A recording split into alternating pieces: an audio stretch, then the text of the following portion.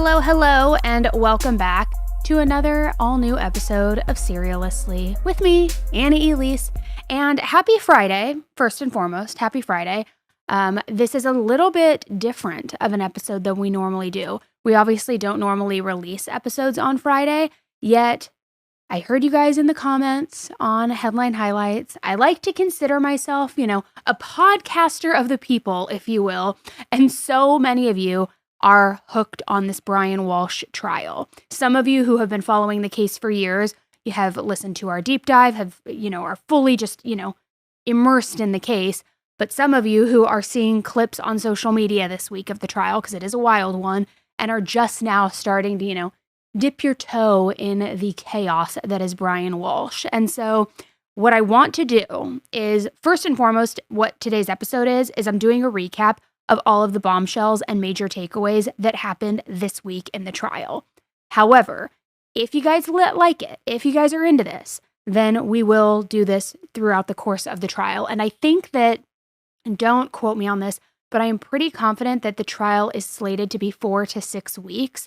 So if we do that, we will do a weekly recap every Friday, giving you the breakdown of everything going on. And yeah. So what I want to do for this first one, before I just dive into everything that happened this week, and I'm going to recap it and just give you the need to know, not the everything you could know, because I know you don't have a lot of time. You just want to know what really happened this week, Annie? What do I need to know? But before we do that, for those of you who are brand new to this case, I will link the deep dive in the show notes for you. So you can go listen to that, this weekend, while you're working out, while you're cleaning, whatever you want to do in the school pickup line. But I do want to just give a quick little nugget size recap of the case for anybody who's new and maybe anybody who needs a little bit of a refresher on the whole situation. I'm just going to tell you, who Brian is, who I also refer to as Quagmire, because that's what he looks like to me. He has the most rectangle face I've ever seen. Who Anna Walshe was, how we got to trial, and every unhinged revelation that came out this week. So I've got my notes here. I've got, my water down here, and we are going to just dive into this. Now, first I want to talk about Anna a little bit, because obviously she is the most important person in this story. She is the person that everybody wants justice for. So Anna was born in Serbia, and she came to the U.S. in 2005. Now, when she arrived in the U.S., she started working in the hospitality industry, and then she eventually met Brian while she was working at a hotel in Massachusetts. So the two of them got married in 2016. They had 3 sons together who are now 4, 6, and 8 years old, and seemingly had a great, love story, happy family, 3 kids, all of the things. A few years later, Anna became a general manager of a very major real estate company. So then she started splitting her time between Massachusetts and then Washington, D.C., where this real estate company was headquartered. And she had a townhouse there as well that she would stay in whenever she traveled. So she kind of was doing it all. I mean, she was raising her sons, making huge career strides in her life, all while kind of jumping back and forth between 2 states for home and work balance. But Brian, on the other hand, he was not doing it all. He was kind of, I don't know, I guess you could call him, I don't know what the other word would be, just a fucking loser. Because in 2021, he ended up pleading guilty in federal court to 3 counts of fraud. This was for selling counterfeit Andy Warhol paintings, which is very niche, I gotta say. But also, who thinks they can get away with something like that, right? I mean, I get it. Andy Warhol probably is not here to defend himself, or obviously is not here to defend himself, but how do you think you can get away with that in the art world? Obviously, art people would know if something is counterfeit, right? But anyways, he thought he could get away with it, so he pleaded guilty in federal court, and he was stuck on house arrest while he was waiting to be sentenced. So here you had Anna, and arguably what could and should have been this power couple, but you have this loser on the other half of that. So fast forward to New Year's Eve 2022. Anna, Brian, and a friend had a really quiet dinner at home, and everything seemed relatively normal in the Walshe household. But 4 days later, on January 4th, Anna's boss and Brian both reported her missing. Now, according to Brian, Anna left early in the morning that day in a rideshare, whether it's an Uber a Lyft, whatever it was, to catch a flight back to DC. She left in the morning, went to the airport, and was going back to DC. However, once the police started really actually looking into that story, it quickly fell apart because they didn't find any record of a rideshare receipt or, history, digital trail, and also no record of any sort of flight being booked. However, what they did find, early days investigation, was they found footage of Brian at Home Depot right after Anna allegedly left. And what was Brian buying at Home Depot, you may be asking? Well, he was buying $450 worth of cleaning supplies. Which, look, I get inflation is high, 1,000%, don't get me wrong. And this sounds cliche, but I literally had to buy a gallon of milk the other day because we were out and my kids drinking at night. And I was kind of like, when did milk get so freaking expensive? But $450 of cleaning supplies, I mean, that is freaking crazy. How many Clorox wipes do you need? It's just insane. And also, let's not discount the fact that this is such abnormal stuff for a guy to be buying when your wife just disappeared, right? It doesn't look good. And also, I know I'm going on a little bit of a rant here, but just stay with me. This kind of just proves in my mind, and this isn't to shame any of you men listening, but guys don't know where you get cleaning supplies. I get you can get it at Home Depot, but that is such a guy thing to do, to go to Home Depot to buy cleaning supplies because that's the only store that you probably know of. I don't know, and maybe that's just me because I don't buy cleaning supplies at Home Depot because I rarely go to Home Depot, but it's there's a grocery store, there's CVS, there's Target. So it's just this is such a fucking guy thing. But anyway, sorry. I know I'm going on a rant. It's Friday and I've got so many thoughts in my head. So anyway, because of that discovery, Brian ended up being arrested on January 8th for misleading the police. Because remember, the rideshare story fell apart, the flight story fell apart, it was bullshit. And that's when things really escalated. Because when the investigators searched the Walshe's family home, they found a bloody knife. And then, when they checked the family's electronics, they found some absolutely jaw-dropping Google searches. And we always say, the Google searches, they will get to you. And these Google searches, too, arguably have been the focal point in this case for years. And don't worry, I'm going to break down exactly what those searches were in just a moment. I'm just trying to bring you up to speed. So roughly 3 weeks later, after Anna had disappeared, by January 8th, 2023, she was still missing, and Brian was ultimately charged with her murder and with improperly moving her body. This on top of the initial charge of misleading police. Brian pleaded not guilty, and to this day, Anna's body has never been found. Which honestly, when you really break that down, that could be a huge problem for the prosecution. Because no body means they can't confirm time of death, cause of death, manner of death, and all of those things, they really do open up the door for reasonable doubt, truly. There have been a lot of cases that have been successful with no body, but it just allows more of that doubt to creep in. And so, of course, with that, people did start wondering too, if there is no body, even now, years later, could she have just left on her own? Is she even dead? Some even early on referred to it as another, quote, gone girl case, which I don't like that because I feel like so many times people will jump to that. They did that with the Jennifer Dulos case in Connecticut. It was dubbed the gone girl case. We obviously know what happened with that case. If you don't, it's a horrible one. And her coward ass husband ended up taking his own life, but was seen on CCTV footage, dumping things all throughout the city with his girlfriend. It's horrible. I'll link the deep dive to that as well if I remember. But anyway, my point is a lot of the times in situations like this and it's only when a female goes missing, never when a male goes missing, which, let's be honest, it usually is the female who goes missing at the spouse's hands. But anyway, people so quickly in the media are jumping on it as the gone girl case, right? So I don't think she did these Google searches herself. I don't think Anna did, but there was, of course, speculation of could she have just disappeared on her own accord? Because it appeared, based on, we'll get into more of these details soon, it appeared that she was planning on potentially leaving Brian, that she already had a new relationship brewing.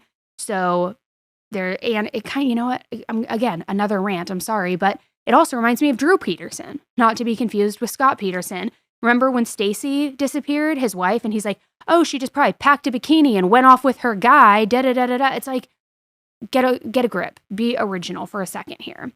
So anyway, years passed as we're building up to trial, and then right before his trial was set to begin on November 18th, 2025, Brian suddenly changed his plea for the lesser two charges. He admitted that he was guilty of misleading the police and also and also improperly moving Anna's body, which that's really huge when you think about it, because it kind of means that Brian will at least face some sort of punishment, because the defense is basically admitting, like, yeah, there was a body. Anna did die, and he did move it. So not only does it shut down the whole, like, she just ran away theory, it immediately shuts it down, but it also starts to make you wonder, like, okay, he is starting to assume some guilt, some responsibility. But I don't know. Thinking through that, it is good that he will face some sort of punishment for pleading guilty to those, don't get me wrong. But based on so many cases I've covered, even when people are found guilty, whether they admit guilt or they're just found guilty of concealing a body, moving a body, unlawful disposal of a body, the punishment is obviously not nearly as severe as it would be for a guilty verdict on a murder charge. So it's like, yeah, maybe you're serving a couple years. I think I even saw one case where it was like 18 months for that, which seems so crazy, right? But it's obviously not what you would be serving for the actual murder charge. And so that's where it starts to get a little bit sticky with all of this. But so even though he admitted to guilt with those two things, he really dug his heels in and maintained that he was not guilty of murder. So his murder trial officially kicked off this week on December 1st. And here's the thing, Brian's trial is a massive deal in Massachusetts. I mean, it's a massive deal everywhere, and I'm seeing it go viral all over the place for many reasons. But in Massachusetts, it's huge because several of the investigators and the witnesses in this case were literally just in the hot seat because they were involved in the Karen Read trial that was also in Massachusetts. Brian Walshe is in the same county and courthouse and all of these things, which if you're not familiar, obviously Karen Read, I'm sure you are familiar, she was accused of killing her boyfriend by hitting him with her car. However, her defense had argued that she was actually the victim because it was this huge, massive police cover-up. She eventually was found not guilty of murder or manslaughter, and ever since then, people have wondered how that case may ultimately affect Brian's outcome, because a bunch of the same investigators are involved in it. So that means that everybody has a ton at stake here, right? Anna's justice, Brian's freedom, the reputation of the entire Massachusetts State Police Force. I mean, they're all hanging in the balance. And something else, and I mentioned this on Headline Highlights this week, Thursday's episode, Michael Proctor, I know most of you know that name if you followed Karen Read, he was the lead investigator in the Anna Walshe case. So it seems as though the defense is going to use that to their advantage to be like, hey, he's been disgraced and fired and all these things from the state police force, but they can now use that because he's such a sleazebag to be like, he doesn't do thorough investigations. There was shoddy police work, all of these different things, because his name literally taints anything that he touches, you know? And also, little fun fact, just some trivia here, Beverly Cannoni, the judge over the Karen Read case, was supposed to be the judge over Brian Walshe's trial. However, they ended up switching that out, so she's not. But just kind of shows you how closely intertwined these players are, right? So with all of that in mind, and now, you know, the quick backstory to bring you up to speed, let's get into all of the unhinged bombshells that happened this week in the first few days of this trial. During opening statements, prosecutors had laid out evidence that they really do plan to present in this. They admit that, yes, it is circumstantial, but it still paints a pretty vivid picture of what may have happened to Anna. They talked not only about Brian's trip to Home Depot right after her disappearance and all of that cleaning supplies, where he also was caught on surveillance camera buying, get this, a hatchet and a hacksaw, which, tell me why you need that right after your wife disappeared. But he was also caught on camera showing him tossing trash bags into a dumpster around the same time as she was missing. And when investigators searched trash bags that were found near his mother's home, they found several weapons. They also found Anna's shoes and her COVID vaccination card. So then we start to shift into not only the evidence of what they saw him buying, what was on surveillance, what was being disposed of, but we get into the motive of it. And according to the prosecution, there are no less than 3 separate reasons that Brian wanted Anna dead. First, Anna had millions of dollars in life insurance policies. And as we know, Brian was the sole beneficiary of those policies. And that matters a lot, not in just like the general grand scheme of things. We know that money is oftentimes a huge motivator for people to take the lives of their spouses. But remember, Brian owed hundreds of thousands of dollars because of his art fraud case. So how was he going to pay that? He was on house arrest. He was kind of a loser deadbeat. She, meanwhile, had all of this money. He was going to be the one who would get all of that money. So definitely a financial motivation there. Second, we learned for the very first time during this trial, there was some rumblings in the past few years, but now it has officially been brought into play. We know that Anna was allegedly having an affair with a man, specifically the man who sold her that townhouse in Washington, D.C. So, retaliation, anger, control, jealousy, all of these things, or couple them together, right? He's mad that she's having an affair and he wants her money. Third possible motive is that, like I said earlier and I alluded to, the couple was apparently headed for divorce. Anna was planning to move herself and their sons all the way to Washington, D.C. and just get away from Brian entirely. So I think, honestly, if you look at all 3 of those separate motives, I mean, looking at them separately, they all are strong enough to, independently be enough for a motive for murder. But they also all layer over top one another. Affair, money, taking the boys away in custody.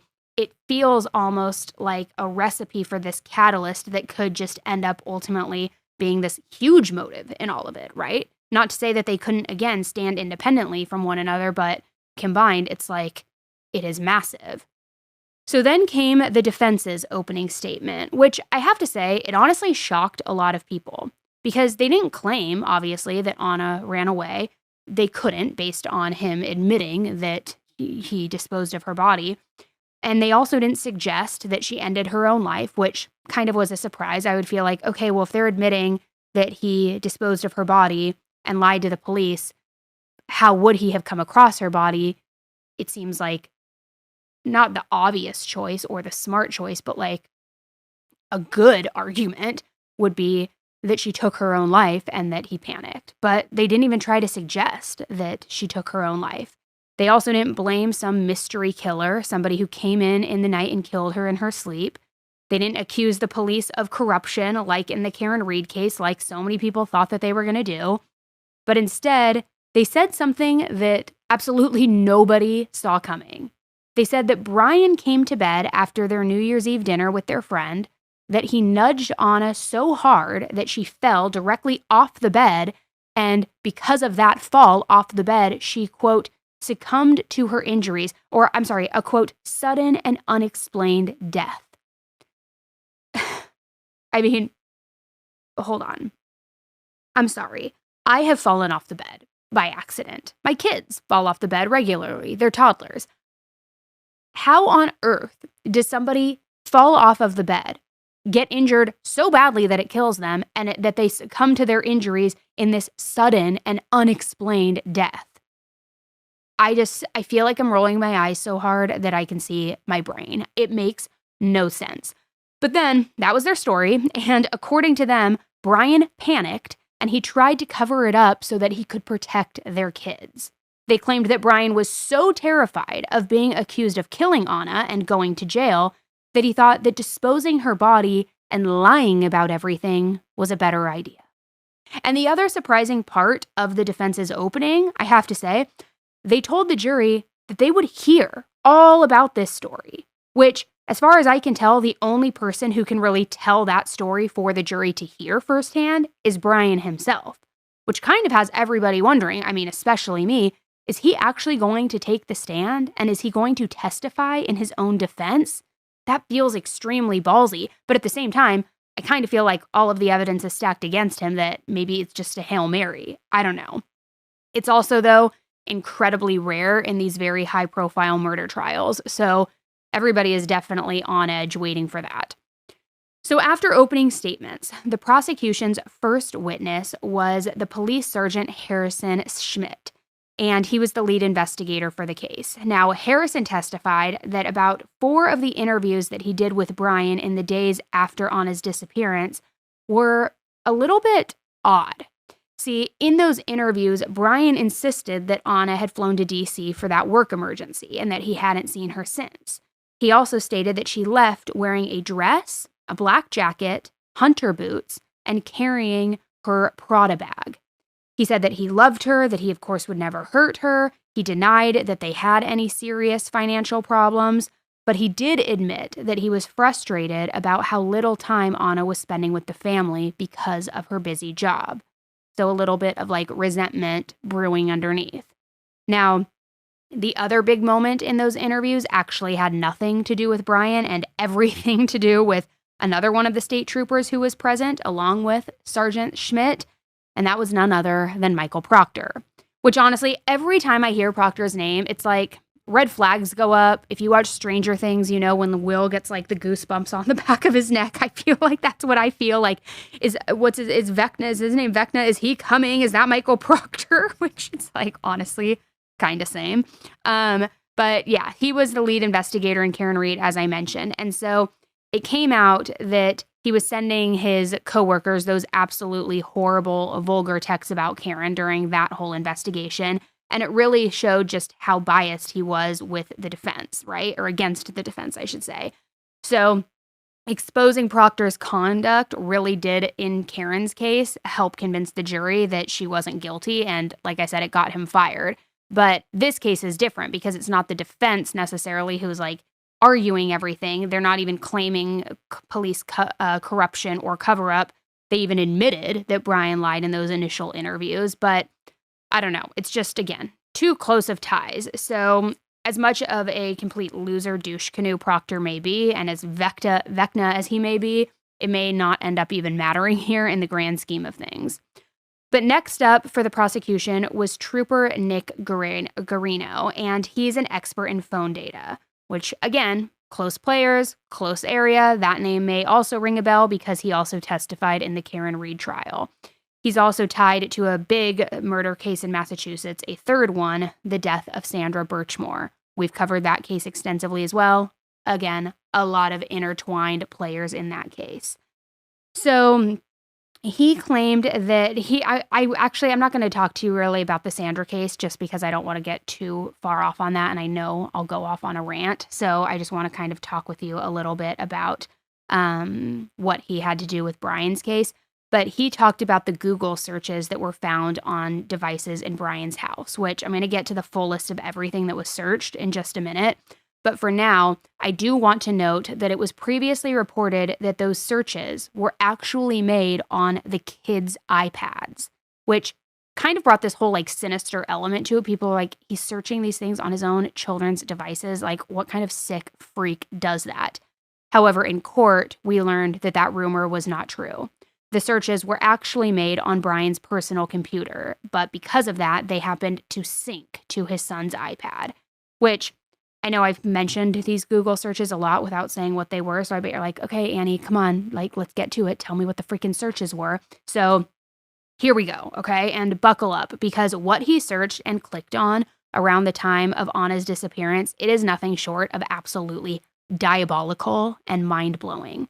And there are a ton of them, so I can't read all of them for you, or we would literally be here all day. But here are some of the more crazy ones, okay?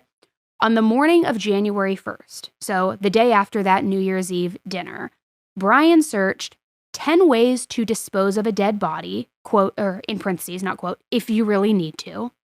How long before a body starts to smell? How long for someone to be missing to inherit? Is it possible to clean DNA off of a knife? Can identification be made on partial human remains? Best ways to dispose of body parts after murder. 6 ways to dispose of a body. Murder, murder, murder. How to clean blood from a wood floor. Want to get away with murder? Question mark. Is it better to throw away crime scene clothes or wash them? Can the FBI tell when you accessed your phone? I mean, pretty diabolical, but one of the main things that sticks out to me is if you're trying to say that you nudged her off the bed and she fell and died of this sudden, unexplained death, their quote and exact words, not mine, then why, even if you are then searching frantically how to clean up, and how to dispose of a body and all of that, that would explain those searches. But it wouldn't explain the search of best ways to dispose of body parts after murder. Why would you even be throwing the word murder in those searches? And it wasn't just that search, it was 6 ways to dispose of a body, murder, murder, murder, want to get away with murder, ? So why would you be throwing the word murder in those searches? Right? Right, Brian? Right, Brian? So the next day on January 2nd, Brian searched, how long do stores keep security footage? How to dismember a body? Hacksaw, the best tool to dismember a body? Details of dismemberment discussed in murder trial?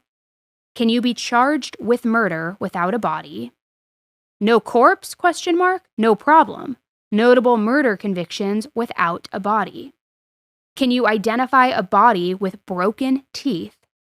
Disposing of a body in the trash. And there was another one, and I should have actually mentioned it with the teeth. One search he also had made that I remember stuck out to me, and I mentioned it yesterday in Thursday's episode. He also said, can you identify a body with partially broken teeth? Which makes me just think he was probably pulling out her teeth and maybe the root stuck, I don't know, and he was wondering if that could still lead to identification. Just sick. So then the day after that, on January 3rd, Brian searched, can baking soda make a dead body smell good? Cleaning up blood without leaving a trace, 5 tips. How long for a dismembered body to decompose? I mean, seriously, guys, you cannot make this stuff up. This is basically a list of things not to Google, okay? If you don't want people to ever suspect you of murder. Definitely don't Google these things, which, again, I get that the prosecution doesn't have a body, but honestly, hello, the writing is on the wall. These searches are literally the next best thing to having a body. They kind of just point this big neon flashing sign saying, guilty, murderer, especially when you remember the defense's whole strategy was that she died of this unexplained medical event and he panicked and had to cover it up. Which, why wouldn't you see him Googling things then help, my wife is unresponsive, or fall, caused death, best hospitals near me, how to do CPR when somebody won't wake up. You're not Googling things with the word murder in them. So, I don't know, you also saw murder literally typed out 3 times in a row in black and white. Murder, murder, murder. So the defense, it obviously doesn't look good for Brian, but the defense insisted that these searches do totally make sense for somebody who's panicking and just trying to understand his wife's unexplained death. I get the defense has to defend, but come on. They also claimed that he started with that more general search term about death and then only added the word murder because the search engine suggested it to him, which I'm curious if the jury is going to buy any of that because it feels pretty freaking far-fetched to me. Now, Trooper Garino also read some of Brian's searches from before Anna disappeared, which this really kind of gives us more of a glimpse into possible motive and maybe even narrowing it in a little bit. On December 26th, the day after Christmas and 5 days before the New Year's Eve dinner, Brian searched on an adult video site. And he searched, and this kind of makes me laugh because it's just what a freaking loser. But he searched, cheating wife seduces another man to impregnate her. Which, look, everybody's going to have their own kink and their own thing that they're into, but this just screams desperado and loserville to me. Sorry, it does. He also searched best state to divorce for a man. And then he also searched Washington, D.C. divorce lawyers. So, I mean, it definitely seems like divorce was on Brian's mind, whether he was thinking of divorce or he knew that she was going to divorce him, so he was trying to search to get ahead of it. And he lived in Massachusetts. She was in D.C. So part of me is wondering, did he search Washington, D.C. divorce lawyers because, if you hire a divorce lawyer, they cannot work for your spouse after that. And that's what a lot of people do in high profile divorces, actually. They, like, if I was going to divorce my husband tomorrow, not that we're high profile, but just going to walk you through the technique, I would search all of the best divorce attorneys in the Orange County and LA area. And I don't know if just a consultation is enough, or if you actually have to pay them $1 or what it is. But then I would go to all of them. I would have the consultation, pay them if required. Again, I don't know the exact regulation. And then I would only go with the one that I want. But because I already had met with all of those other best attorneys, Jeremiah wouldn't be able to hire them. So the fact that he was looking at DC divorce lawyers kind of makes me wonder if that could have been a strategy here, knowing that she was going to be filing. I don't know. But anyway, it just seemed odd. Another piece of this, though, could be the complete opposite. It could be because he just wanted out of the marriage, or maybe not. I don't know. Who really knows? But according to the defense, the divorce was going to be mutual. And actually, they said that it was going to be a strategy to protect their assets because of all of the money that Brian owed from that art fraud case. They even tried to support that argument by pointing out that Brian was also searching for expensive rings and luxury cars around the same time that he made those divorce searches, basically implying that if he was shopping for fancy gifts for Anna, he definitely wasn't trying to divorce her. Which, my argument to that would be, who's looking for luxury cars for your spouse, really? It feels more midlife crisis to me. It seems more like you're searching at these fancy cars because you know you're about to come into a lot of money, and you are someone who clearly is motivated by money, which is why you try to sell counterfeit paintings of Andy Warhol artwork. I get, again, that the defense needs to defend, but hopefully the jury is seeing through this. Now, after all of those absolutely wild searches, the next key witnesses were from Uber and Lyft, the rideshare companies. And both of them confirmed that Anna never called for a rideshare to the airport, not at any point between January 1st or all the way to January 8th, 2023. Another witness confirmed that Anna had 2 different life insurance policies that were worth over $1 million. And like I said, Brian was the sole beneficiary. And we already kind of knew this, but what we didn't know is that it was Brian who originally wanted to take out a policy on himself. And when he was denied because of his federal art fraud case, the insurer kind of said, I guess, that he suggested applying under Anna's name instead. We also learned that Anna had to undergo extensive health testing to qualify for these policies, and she got the absolute best possible rating, the healthiest that you can be. Which begs the question, can somebody who is incredibly healthy just drop dead from some sort of unexpected medical event and fall to the ground just a few years after all of this testing was done? I mean, I suppose we have seen healthy people suffer from heart attacks that are unexplained, aneurysms, things like that, but I don't know. I'm no doctor. It just kind of seems like all of this evidence is making a very clear picture. So then, Davis Gould from the Massachusetts State Police Crime Lab testified about what he had found in Brian's car on January 9th. He found red stains on both front visors. The driver's side, he also found red stains on the driver's side controls and in the mats in the trunk area, all of which tested positive for blood. He also found more than a dozen exam-style gloves, so think like latex gloves. But Davis wasn't just in charge of the car. Shortly after analyzing the car, he was also called to help at a recycling plant. And there, he found what prosecutors say were Anna's belongings: her green boots, her jacket, and a black Prada handbag, all of which just so happened to perfectly match the outfit that Brian described to the detectives that she was wearing when she supposedly left for the airport. They also found towels, tape, gauze, a robe, and slippers, all of which was covered in reddish-brown stains. And if that's not horrifying enough, they also discovered a hammer,